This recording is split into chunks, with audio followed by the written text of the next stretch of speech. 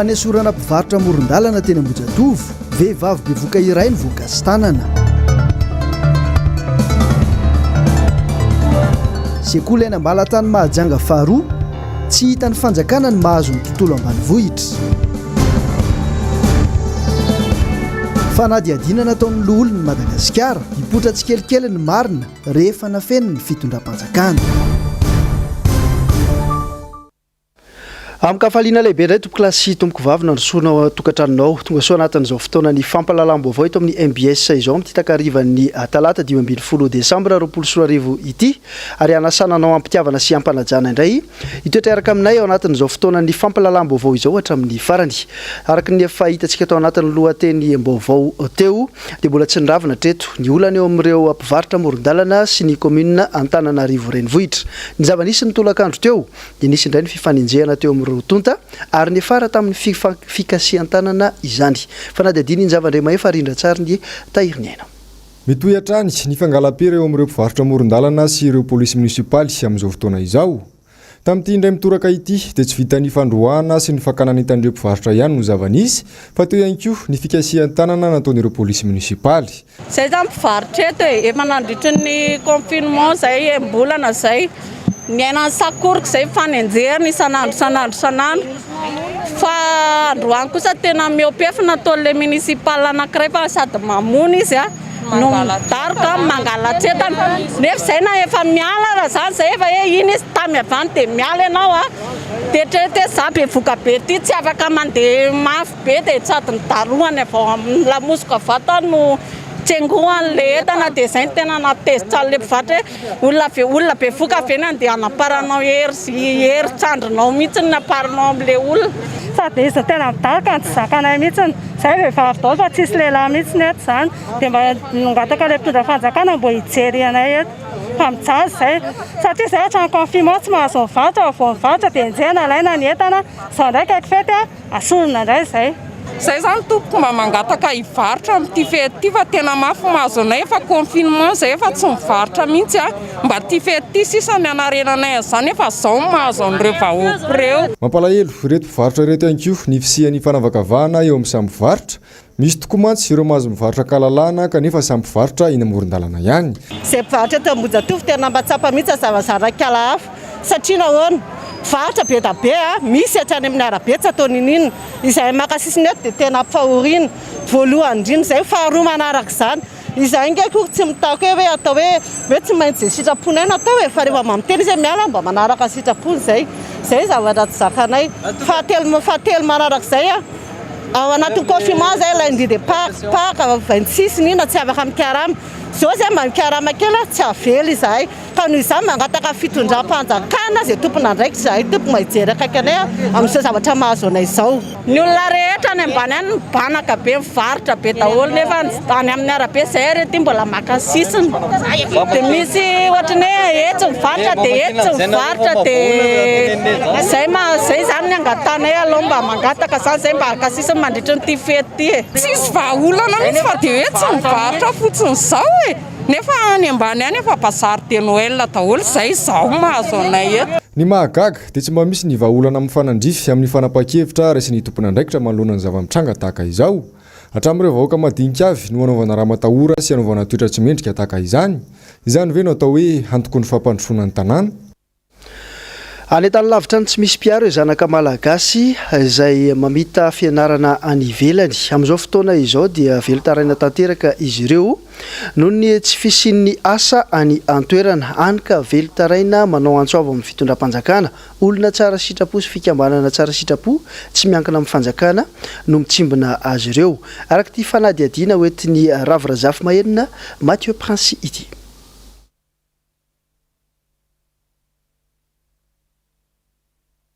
rehefa vonona ny sary dia hoverenantsika hoarahana eto no mikasika izay vaovao izay fa andeha ho any amin'ny faritra Boeny avy hatrany isika mitaraina ireo ray aman-drenin'ny mpianatra any Mahajanga amin'izao fotoana izao amin'ny tontolon'ny fanabeazana satria dia tsy ampy ny efitra ianaran'ireo mpianatra ao antoerana mitatitra ny andininy bebe kokoa amin'izay samy mamonjy any Mahajanga any Adino fanjakana sy ny sisikony Mahajanga faharoa tanteraka ny sekoly ety ambanivohitra Ambalatany Mahajanga faharoa araka nambaran'ireo ray aman-dren'ny mpianatra dia sekoly ray no misy eto an-toerana ahitana préscolaire hatramin'ny kilasy 5 izay somary efa tranainy izy io, izany hoe niorina tamin'ny taona 2000 tanoany. Mitaraina izy ireo mba hampinina sekoly satria mempitombo ny isam-pianatra amin'izao fotoana izao.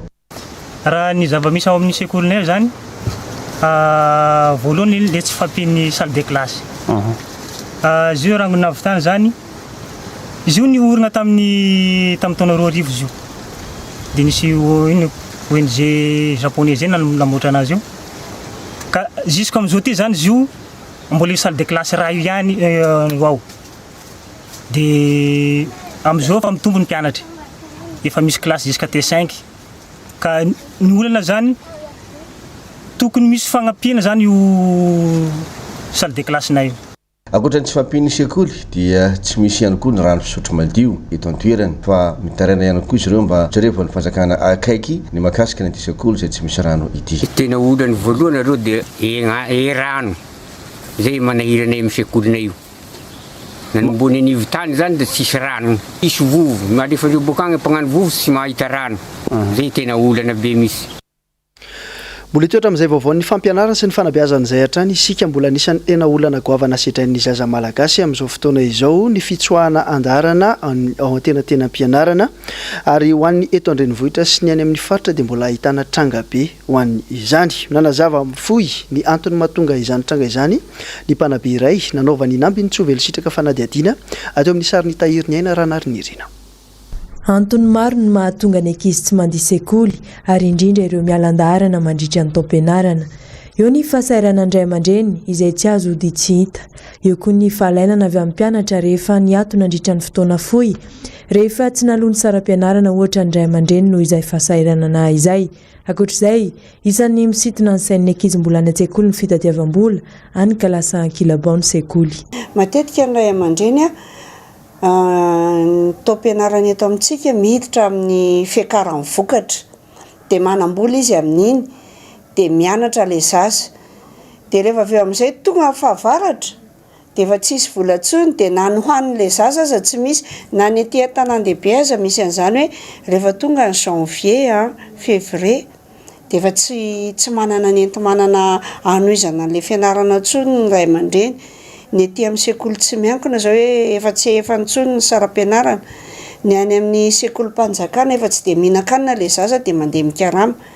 Dia rehefa tapaka kely mandritra ny iray volana roa volana eo izy dia tsy te hiverina intsony fa menatra. Isan'ny ahitan'izay ambony mikasika ny ankizy mialan-daharana an-tsekoly izay koa ny any amin'ny faritry Menabe araka ny fampitam-baovao noho izay fahasairana ny ray aman-dreny izay hatrany. Misy ireo fikambanana izay miezaka manarina sy mamerina azy ireny an-tsekoly saingy tsy efandrery izany ho ny fanazavany ny solon-tena nivondrona misahana izay fanarenana ny ankizy izay.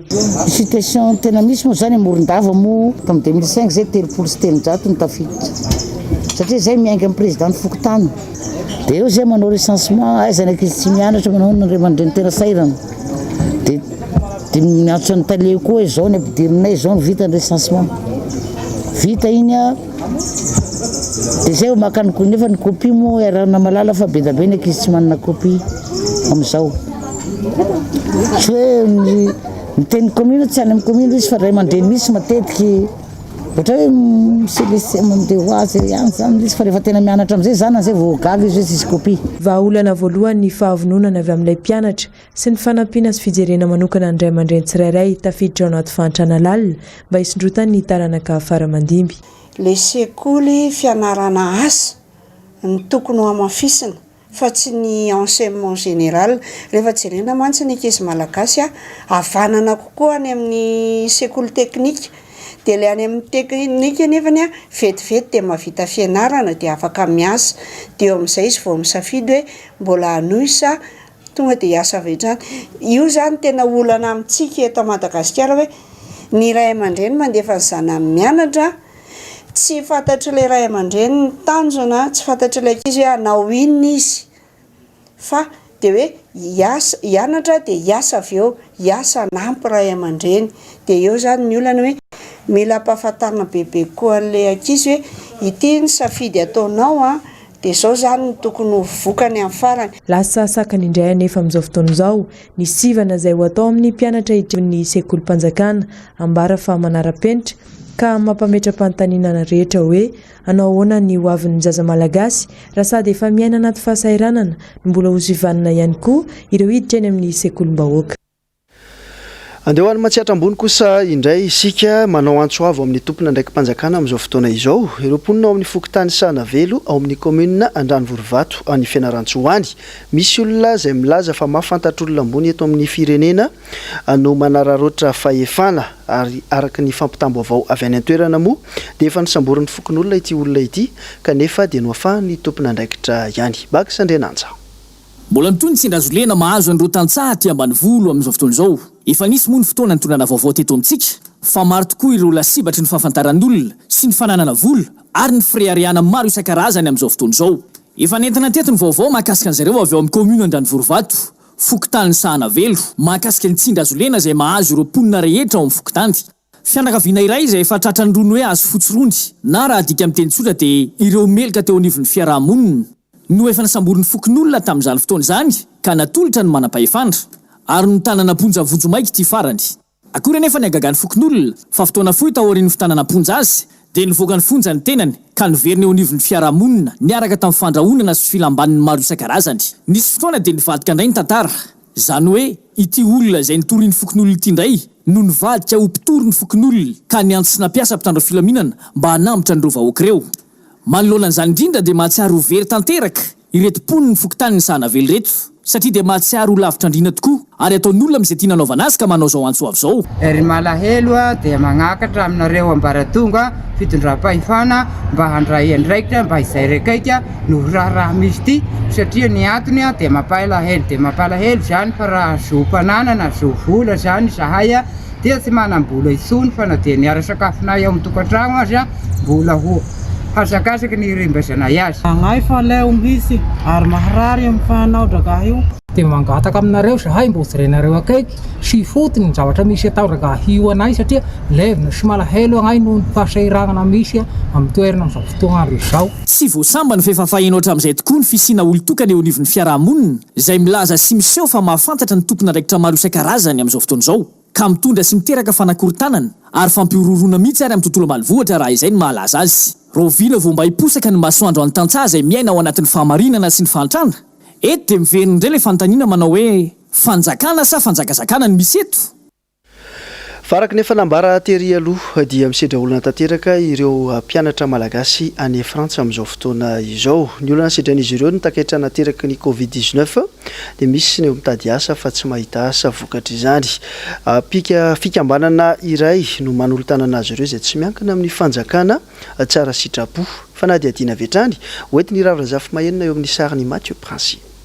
Sahirana ny ankamaroany ireo teratany malagasy mandrato fianarana ao Frantsa amin'izao vokatry ny ame anara-pahasalamana efa mambolana maromaro. Vatsim-pianarana miampy asan-tselika kely no fidiram-bolan'izy ireo 5 nisy fiatony izany. Ny asa nefa tsy misy, ny vava tsy maintsy homana, ny hofatrano tsy maintsy aloha. Betsaka no tsy manana fianakaviana ihany koa tsy mahafantatra olona azo iantyherana.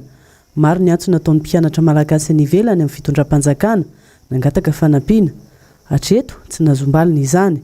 Mazava ny anti-diaspora malagasy ao Frantsa raha namoaka ny fanambarana nataon'izy ireo tato amin'ny page Facebook malagasy en France. Manohana ny mpianatra ny diaspora mandra-piandro ny tosika fameno. Tosika fameno izay tsy natokana ao malagasy rehetra. Ny teto ambanimasy teto an-tanindrazana aza betsaka noho ny tsy nisitraka izany ireo sahirana maika afany an-tany lavitra. Aleondreo olona ambony eo amin'ny fitondrana miala sasatra ny ivelany mandendeha miantsena ary mividy entana lavidy. Ireo tsy manampidiny kosa tsy mihinana raha tsy misy manampy. Raha tsy izany angatahana vola fanampiana ny ivelany toreo ihany ny kery any Atsimonosy. Hafa ihany mirahina ho ireo mpanaraka ny pejy malagasy any Frantsa.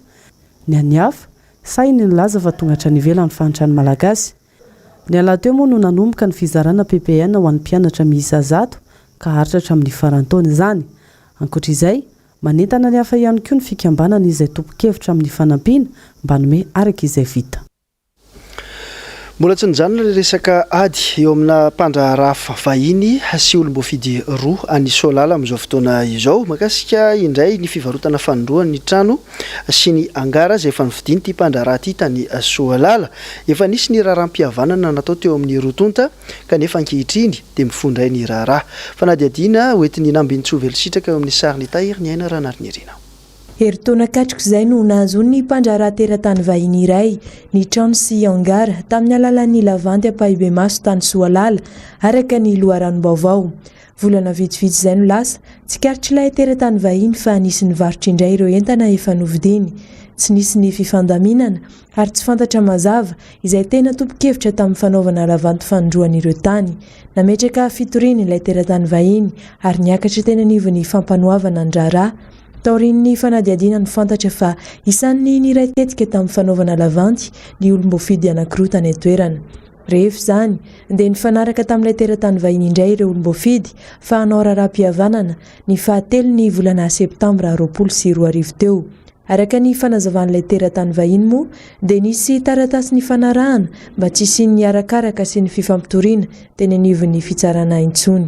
Nivadika tamin'ny teny nomeny sy ny taratasy ny fanaovana rehefa ireo olom-boafidy ireo ka naverin'izy ireo natao lavandy fanondroany ireo trano sy tany efa novidian'ilay teratany vahiny izay ananany ity farany taratasy mazava. Manao antsoava amin'ny tompon'andraikitra mahefy izy araka izany manoloana ny antsonjay ataon'ireo olom-boafidy indrindra ny fanaparam-pahefana sy ny fanararaotana. Miatraika tanteraka amin'ny fidiram-bolan'ireo mpitatitra ny fitohanana lavareny eto an-drenivohitra amin'izao akatoky ny fetin'ny Noely sy ny fetin'ny faran'ny taona izao. Fanadihadiana mahakasika azy indrindra ny mpanan'ity hoetiny Nambiny Tsovelisitraka sy tahiry aina ity. Toy ny isa-taona mikatso tanteraka ny fifamoivoizana eto an-drenivohitra rehefa akatoky ny fetin'ny Noely sy ny faran'ny taona toy izao. Ireo mpamily fiara-pitatitra sy ny mpanampy azy ny tena velotaraina noho ny fiainan'ny vola miditra teraky ny fitohanan'ny fiara. Tsy mifidy toerana io fa ahitana izay fitohanan'ny fiara izay avokoa ny eto an-drenivohitra sy ny manodidina. Raha tokony hanao toro zay dia lasa tsy toro efatra ny vita. Raha marina tokony hoe mba hoe tokony hoe toro 5 zany. Rehefa fety zany dia asiany zareo le bazary de Noël ihany koa. Ena zany le toro vitanay rehefa katroko mifety ohatr'izao. Ohatra hoe mahavita toro efatra, toro 3 teo aloha dia lasa toro 5 teo aloha dia toro 2, toro 1 sy tapany ary indray. Raha toro 7 zao dia lasa 5. Tarainy ireo mpamily sy mpanampy azy araka izany lasa fahazarana isa-taona ity trano ity ary tsy mbola nahitam-baolana hatramin'izay ka hatramin'izao hoy ny faneho-kevitra izy ireo. Fiezahan'ny rehetra hitadiavam-bola hanaovana fety amin'izao fotoana izao ny mifanohitra amin'izay anefa no miatra amin'izy ireo. Ny ela zany ilay vola azo lasa kely. Versement tsy azo ny client mba hoentina mody lasa kely. Ny fiainan'ny toro aloha zany tena enjany. Satria ny versement patron tsy maintsy enjehanao foana. Le embouteillage ateraky fety ty. Le vahoaka mihitsy ny tena be loatra. Dia ohatran'ny ianao vy indray ohatra matahotra an'ilay olona amin'ny arabe. Zay ny tena marina. Vahaolana aloha zany tokony misy. Tokony indraindraiky sa le commune mba hoe aka fitandro filaminana izy zany andaminan'le olona zany aloha ny tena voalohany indrindra. Mba ilaminan'le fifamoivoizana. Andeha hivadika amin'ny pejy ny zavakanto isika satria dia tsy mitsahatra mitady ny loharanom-baovao ho atolotra ho an'ireo mpankafy azy ny mpanakanto amin'izao fotoana izao. Tamin'ity androany ity dia mpanakanto andrarezina iray no nisehatra niaraka tamin'ireo tanora maromaro nanolotra seho atoato ho an'ireo tanora malagasy. Fanadihadiana hoetiny Njava Andremaefa eo amin'ny rindran-tsariny Mathieu Princy. Durcissement des mesures au Royaume-Uni. Miamafy maka ainga mpandeha aingana kokoa ny fianako ny Covid-19 ao Londra nahitana trangana coronavirus izay tsy nitovy ny Covid-19 any an-toerana manomboka androany hatramin'ny rahampitso tafiditra ao anatin'ireo sokajy fahatelo izay sokajy ambony indrindra ny fisehoany aretiny Londra sy faritra atsimo atsinana ny Angleterre noho ny fitombon'ny olona marary. Mikatona avokoa noho izany izay mety ho toerana rehetra hampisy fitangoronana. Tsy azo atao ihany koa ny manaritra sakafo any aman'olona toy ny ataon'ireo toeram-pisakafoana na ihany koa ny mitondra sakafo mody. Hatreto tsy mbola misy ny fambara fa mety ho resin'ny vaksiny ity aretina vaovao ity na tsy tokony maily kosa nefa ary indray ny fepetra entitra mifanandrify amin'izay ny rehetra mba tsy ho tapoiny aretina. anisan'ireo firenena Europeana nahitana olona maty betsaka indrindra ny Royaume-Uni izay efa niboka indroa. Mbola mampanahitra amin'ny androany ny hoavin'ireo toeram-pisakafoana sy toeram-pivarotana lehibe ny ankamaroany izay mampidi-bola betsaka rehefa andro fety. No mafisy ireo mpifidy vaventy ao États-Unis omaly ny fandresen'i Joe Biden tamin'ny fifidianana filohampirenena Amerikana farany teo. Enina sy telonjato ny vato azy raha 2.3 ny an'i Donald Trump mpifanandrina aminy izay mbola manamafy fa nisy osika ny fifidianana. Ny 9 janoary izao no ambara amin'ny fomba ofisialy ny voka-pifidianana. Ny vahoaka Amerikana no nivoaka mpandresy Joe Biden nandritra ny fandraisam-pitenenany. Tsy ny mpanao politika no tompahefana hoy izy fa ny vahoaka mpifidy no nanome izany. Ny antsony rehetra nambatra ny hery hiady amin'ny Covid-19 ihany koa Joe Biden. États-Unis izay efa nihoatra ny telo hetsy namony ainy. 306 grands électeurs se sont exprimés en faveur de Joe.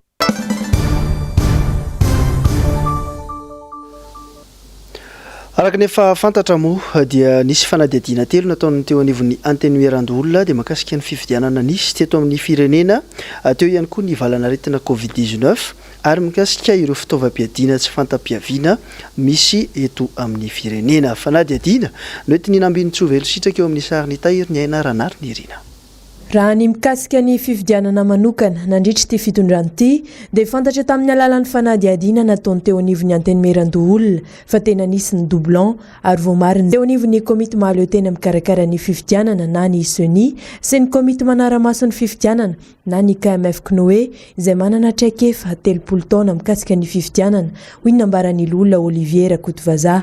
Misy ny gazety Mpanjakana hoy nambarany ary ilaina ny mamoaka ny fahamarinana rehetra ho fantatry ny vahoaka malagasy tsy vaky volo. Hatramin'izao zany ny eo ampamakina ireo dossier ny médecine izay satria misy ny rapport nataony zareo mikasika an'izy io ny azonay tenenina dia zao misy tokoa le doublon ao anatin'ireo le rapport ireo ary tsy doublon rery any misy karazan-javatra maro samihafa zany anatiny. Manana ny andraikitra tandrify azy koa ny ambaratonga mpanjakana rehetra indrindra fa ny fitsarana manoloana ny raharaha ankehitriny. Araka lalàna ihany no rahany ity zany tsy zavatra hoe foronona ny fanaovana fanadihadiana fa voasoratra ao anatin'ny lalàna afizoro ny antenueran-dolona sy ny fitsipika anatin'ny antenueran-dolona mazava ho azy fa tsy maintsy menay ny filohan'ny antenueran-dolona zany tatitra mikasika an'izy io. Izay aloha zany dia mieritreritra fa vitainay daholo fanadihadiana izay ataonay. Raha ohatra sanatrika tsy vitanay moa zany izy dia mandeha misy le hoe fampitana zay ny cassation fa raha ny programme napetraka aloha zany ary misotra tsara le izy tokony vitanay daholo izy. Raha ny momba ireo andraikitra napetraka tamin'ireo olona indray dia tsy maintsy efain'izy ireo izany mialohan'ny alany eo amin'ny toerany ho hatrany ity olon'ny Madagasikara ity. Mitoetra amin'izao fotoana izao ny atrikasa ataony eo anivon'ny Haut Conseil pour la démocratie et de l'état de droit amin'izao fotoana izao. Tamin'ity androany ity dia sehatra maro no voaresaka isan'ny songadina tao anatin'izany indrindra ny resaka fampanajana ny lalàna sy ny resaka demokrasia. Fanadihadiana Injava Andriamaefa sy Mathieu Princy. Mandray anjara betsaka amin'ny fampahafantarana sy ny fampatsahivana ny fisian'ny tany demokratika ary ny tany tandalàna ny SCDEDD.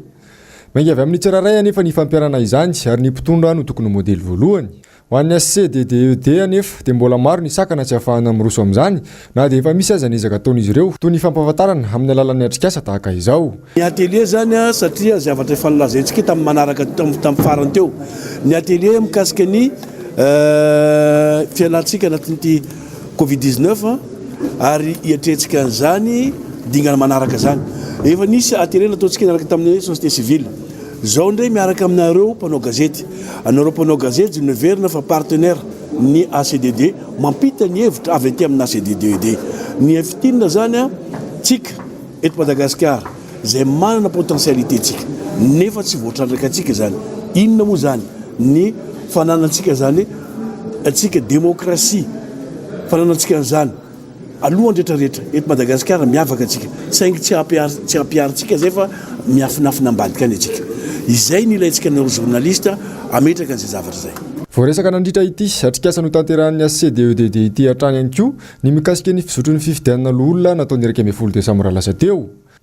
Ny fifidianana moa iny moa zavatra hitantsika fa fifidy vaventy no mifidy teo fa tsy nisy fifidianana tsarabe moako mivantana fa saingy vita moa izy iny a dia io mety vokana andrasantsika ny anay ACDDD dia mampatsiahy foana atsaraina foana io liste électorale io mba tsy hisiany korotana amin'ny manaraka amin'ny fifidianana fa raha sanatrika io tsy milamina dia oka tsy hanao fifidianana aloha. Marobe tamin'ireo fampanantenana nataon'ny filoham-pirenena amin'izao fonontany amboly amin'ny fotoanan'ny fampelezan-kevitra no handrandray ny vahoaka ny fanatanterahana azy ireny. Amin'izao fotoana izao dia noresahany vahin'ny fandarana dinika omaly mikasika indrindra ny IEM dia ho rahantsika avy hatrany ny andinindinizay ao anatin'ity fanadihadiny. Ataoriana alany ny Floratsoelina ny korosofana ny fiainam-bahoaka malagasy natao daholo izao karazana fampanantenana rehetra izao afantrana lalina, fahasahiranana, fiakaran'ny vidinentana, tsy fandripalemana, ireo no hita tena nisongadina. Fampelezan-kevitra fotsiny ihany ampabona ny fony vahoaka. Nangina tsy refetsony aza ny IEM. Zay fahavoazana nandritra nyty tamin'ity fitondranyity lasa fampanantenana foana.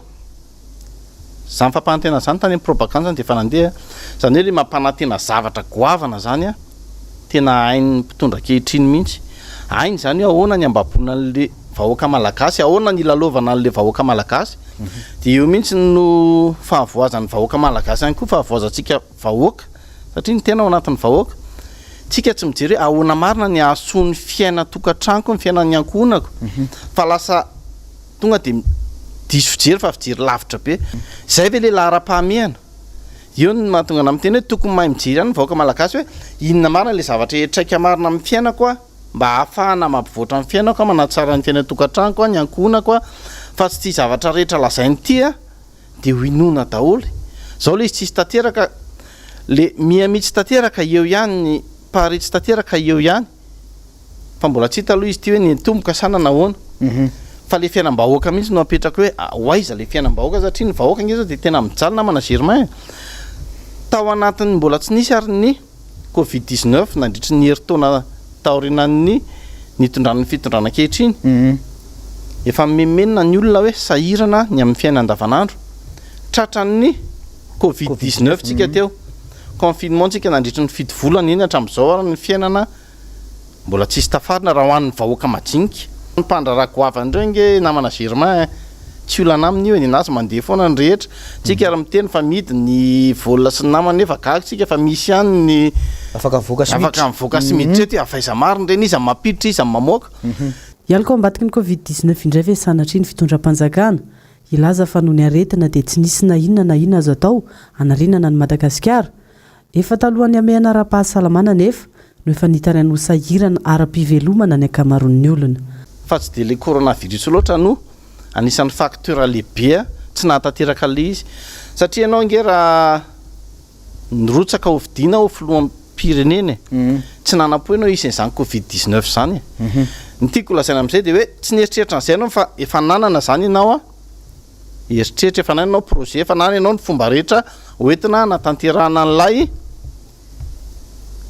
tianao ampandrosoana ny firenena hoe tetikasa ampandrosoana hoe izao no ataoko rehefa tonga eo a dia tao anatin'ireny ary a dia nisy ny hoe ao anatin'ny 100 andro ianarana mantsy le 100 andro teo aloha le resaka fijerenana hoe zay tsy mahomby ao anatin'ny 100 andro dia soloana fa ninazy indray tsy zay fa hoe ao anatin'ny 100 andro tsy maintsy mipaika any anaty vilanin'ny vahoaka malagasy ny fandrosoana fa tsika zao tsy 100 andro fa 2 taona dia eo indrindra le hoe tsy an'le izy tsy dia le Covid-19 loatra fa hoe aiza le lazaina fa efa vonona daholo ny zavatra rehetra entina ampandrosoana an'le izy a fa miandra ny fotoana fahalanina fotsiny tsika dia manomboka ny azy fa zao le izy tsy misy na ny kely ary sa ve nisy tao fa lasa izy dia eo ny fantaina averina ny mpitondra kehitriny hoe nareo ny nampanantena hoe efa vonona izahay efa vonona no enti-manana efa vonona ny mpamatsy volo efa vonona ny volo tsika ampindrana fa tsy hindrana nefa zao tsika ty dia sahirana ao anatin'ny mindrana indray a fandrosoana izay ndradradradraina tsisy fa mpitondra ihany no teo hitantsika zay aloha dia samy teny hoe mpitondra milamina kehitriny tsy maharary amin'izany Covid zany. iny ihany koa tokolasy tompovavy no netinaina marina tanteraka ny fampalalam-baovao tamin'ity talata 20 desambra 2024 ity ankasitrany ianao tsy misaraka amin'ny MBS mankasitraka ireo teknisiana sy ny mpanao gazety rehetra ny aran'ny salato ao anatin'ity vaovao ity ny tena nay no mametraka ny mandra-pitafa ao amin'ny manaraka samy ho tahian'Andriamanitra tompoky lasy tongovavy veloma tompoko